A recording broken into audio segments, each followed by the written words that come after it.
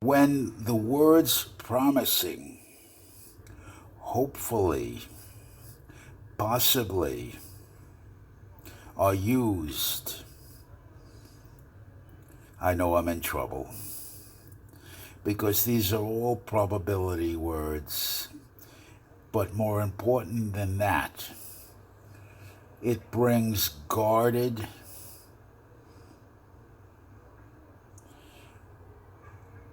hope that you can read and dangerously project into whatever you want to hear. Investigational. Everybody is looking to grab the wings of hope, the wings of possibility.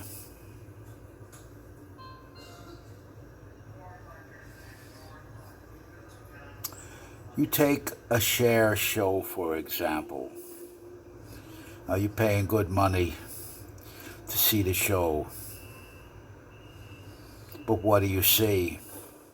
You see the celebration of the muscular jock, the tall muscular jock, the pretty boy.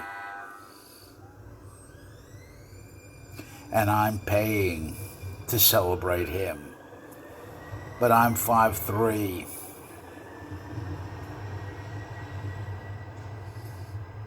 So the only thing I get out of something like that, I'm using a share show as a symbol of this particular phenomenon. Escape, vicarious pretense, living through the triumph of others.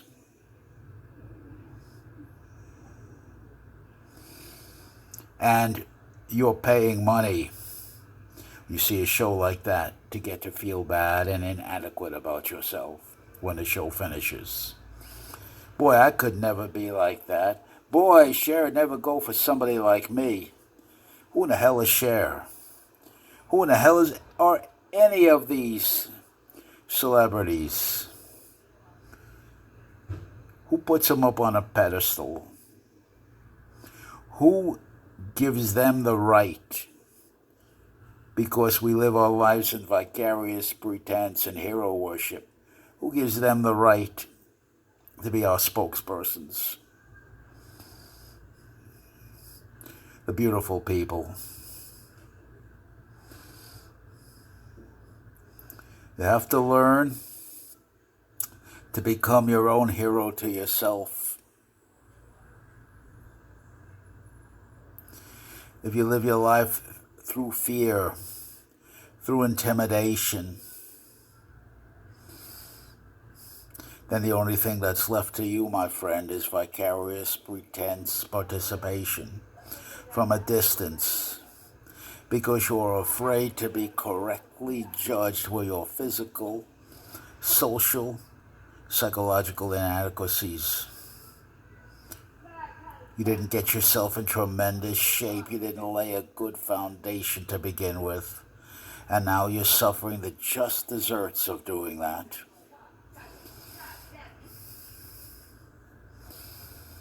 A song, a lyric, a farcical lyric like "Baby, It's Cold Outside" is an insult to intelligence.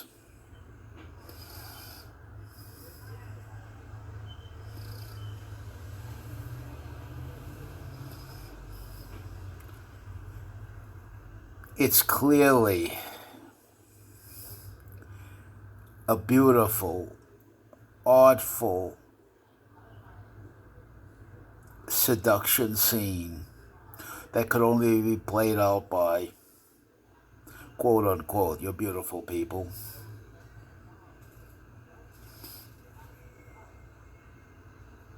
And it's done, it's sold, vicarious pretense, participation. It's sold by the marketplace of what is beauty, the height, the facial features, the clothes, the setting.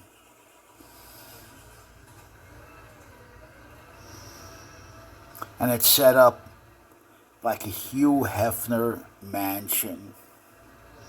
The illusion everybody would like to be a participant on an equal level and have parity. And it's a complete obfuscation of no means no. No means no unless you're charming, you're a pretty boy, you have the savoir-faire,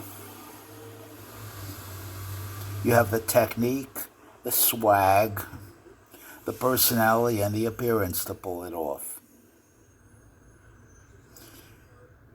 Because you see, you've got to close the gap with a woman. This is what the song's all about, the lyrics all about, according to my understanding. You've got to close the physical gap with a woman. And that's what the lyrics about. Your protagonist, your stud, is getting physically closer and closer to the woman. It's cold outside. Well, baby, it's cold out there. It's storming and nice and warm in here. Well, why can't we just talk? Why can't we have just a pleasant, friendly meeting?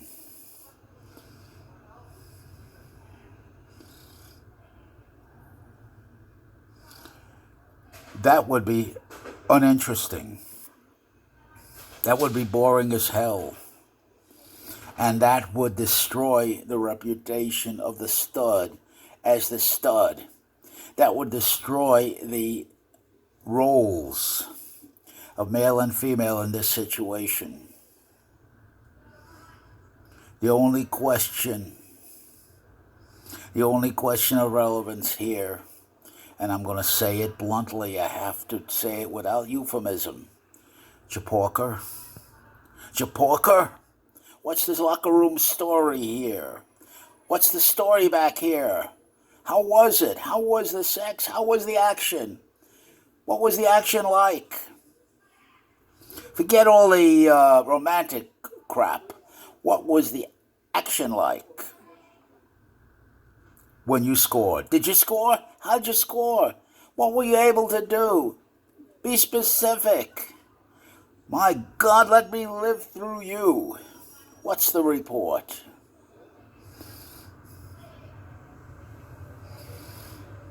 Nobody ever asks these questions.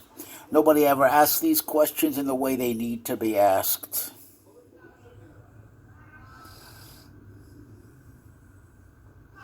And get this, you pay a lot of money to see an Elvis Presley or his ilk kissing all the women, all the beautiful women.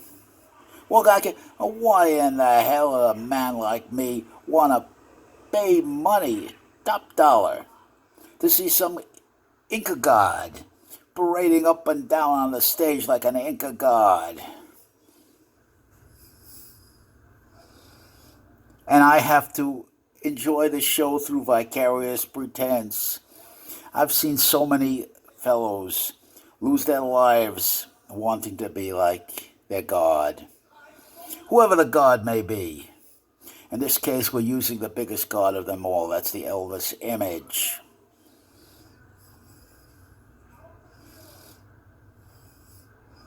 And this is how Charles Atlas made millions. The Superman comic books that we all read as kids, Batman comic books, Superman comic books, he advertised in those magazines. And Charles said, I'm calling out to my army of he-men. Right away, the puny little guys like me, we were interested.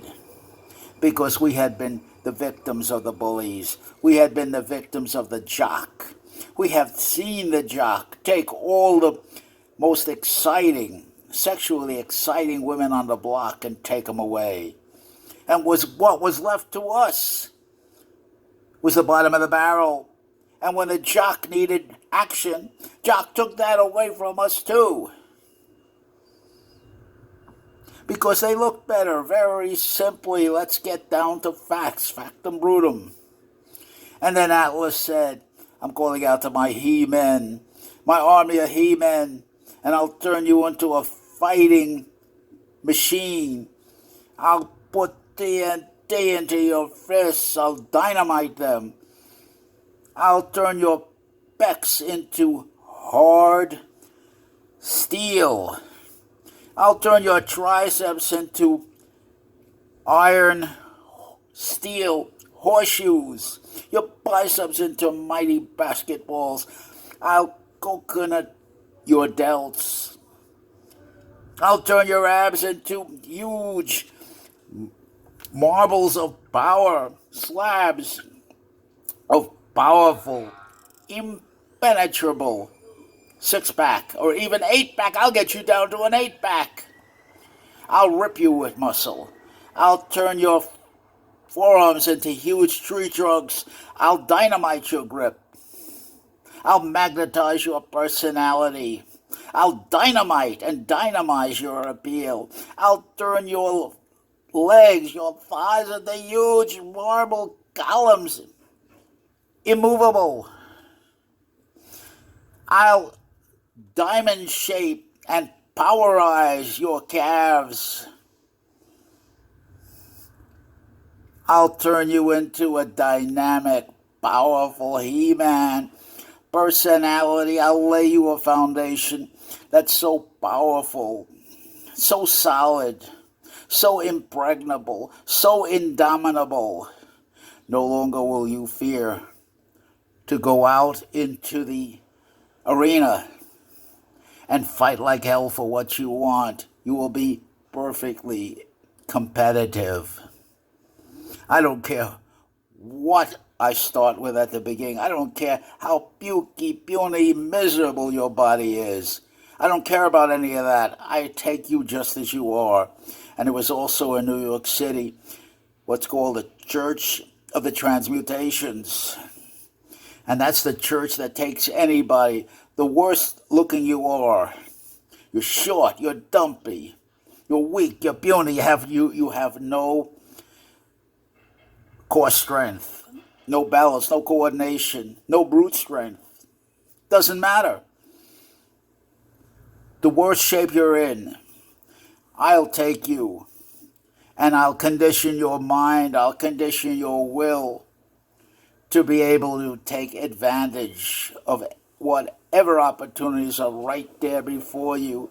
I'll condition you to take an ember, which is the only thing that's available to people like you, the Church of Transmutations, and blow on that ember.